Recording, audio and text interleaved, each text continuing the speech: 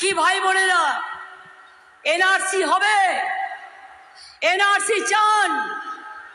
NRC চান? কালকে যে রাজনাথ বলে গেল কে আমি করবই, করে দেখাও, হাত লাগিয়ে দেখাও। কেউ কেউতে অ্যাপ্লিকেশন করবেন না, করলেই বিদেশি হয়ে গেলেন।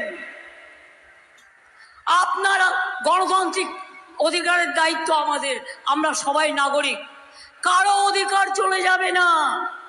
সবাই লক্ষ্মীর ভান্ডার পাবেন, শুধু পাবেন না, যতদিন মা বোনেরা বেঁচে থাকবেন সারা জীবন ধরে পাবেন, এটা মাথায় রাখবেন। সংখ্যালঘু ভাতা দিচ্ছি পাবেন, মেধাশ্রী পাবেন, ঐক্যশ্রী পাবেন, শিক্ষাশ্রী পাবেন, বয়স্ক ভাতা পাবেন, কৃষক ভাতা পাবেন, বিনা পয়সায় রেশন পাবেন, স্বাস্থ্যসাথী পাবেন, বিয়ে না হলে রূপশ্রীর জন্য 25,000 টাকা পাবেন। এরকম আরো অনেক আছে। সেলফ হেল্প গ্রুপদের জন্য আমরা প্রতি জেলায় জেলায় বড় বড় বাজার তৈরি করে দেবো, যাতে তারা তৈরি করা জিনিস সেই বাজারে গিয়ে বিক্রি করতে পারে। এবার আপনারা আমায় বলুন, আমরা এটা বিধানসভার ইলেকশন নয়, লোকসভার ইলেকশন। বিধানসভার ইলেকশনের আগে বিজেপি কেন, যে কোনো কেউ আমায় জিজ্ঞেস করতে পারে আপনার সরকার কি করেছে, আমরা কৈফিয়ত দেবো, দিতে আমরা বাধ্য, কি করেছি না করেছি, আগামী দিন কি করব। কিন্তু আজকের নির্বাচন তো মোদির নির্বাচন, তো মোদিকে তো জবাব দিতে হবে। আপনি 10 বছরে কি করেছেন? কেন বেকার বেড়েছে? কেন জিনিসপত্রের দাম বেড়েছে? কেন মেডিসিনের দাম বেড়েছে? কেন লোককে 15 লক্ষ টাকা দেবেন বলে 1 টাকাও দেননি? বলুন, কেন আপনি এনআরসি করেছেন? কেন কে করেছেন? কেন ইউনিফর্ম সিভিল কোড করেছেন? কেন বলছেন one party one election, one nation one election? আগামী দিন যদি মোদি আসে, দেশে আর কোনো নির্বাচন হবে না, কোনো ধর্ম থাকবে না, কোনো মানুষ থাকবে না। কৈফিয়ত দাও গদ্দার বাবুরা, কি করেছো? একটা কাজ করেছো? একটা কাজ করেছো? হ্যাঁ করেছো, 100 দিনের কাজের টাকা বন্ধ করেছো, গ্রামীণ আবাস যোজনার টাকা বন্ধ করেছো, রাস্তার টাকা বন্ধ করেছো, সংখ্যালঘুদের স্কলারশিপ বন্ধ করেছো, ওবিসিদের স্কলারশিপ বন্ধ করেছো, গ্যাসের দাম বাড়িয়েছো, জিনিসপত্রের দাম বাড়িয়েছো, আর ওষুধের দাম বাড়িয়েছো, আর বেকারের সংখ্যা বাড়িয়েছো।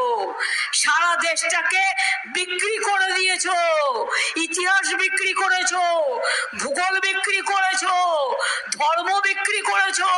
শুধু মানুষে মানুষে আজকে দাঙ্গা লাগাবার খেলা চলছে। কে এত করে দেখলো, সবাইকে বললো অ্যাপ্লাই করতে, ইলেকশনের মধ্যে কেউ অ্যাপ্লাই করেছে? দরখাস্ত করলেই বিদেশি হয়ে গেল। মানে আপনার আধার কার্ড বন্ধ, আপনার প্যান কার্ড বন্ধ, আপনার সব কিছু বন্ধ, আপনার সব অধিকার কেড়ে নেবে। কেউ ভুলেও কে করবেন না। আর একটা করেছে ম্যানিফেস্টোয়ে, ইউনিফর্ম সিভিল কোড করবে, মানে কোন ধর্মের কোনো অস্তিত্ব থাকবে না, কোনো স্বাধীনতা থাকবে না। তপশিলি ভাই বোনেরা, আপনাদের একরকম স্বাধীনতা, আদিবাসী ভাই বোনেরা আপনাদের একরকম রীতি নিয়ম, সংখ্যালঘু ভাই বোনেরা আপনাদের একরকমের রীতি নিয়ম, হিন্দু ভাই বোনেরা আপনাদের একরকম রীতি নিয়ম, এক একটা ধর্মের এক একটা রীতি নিয়ম, সবটাই কন্ট্রোল করবে।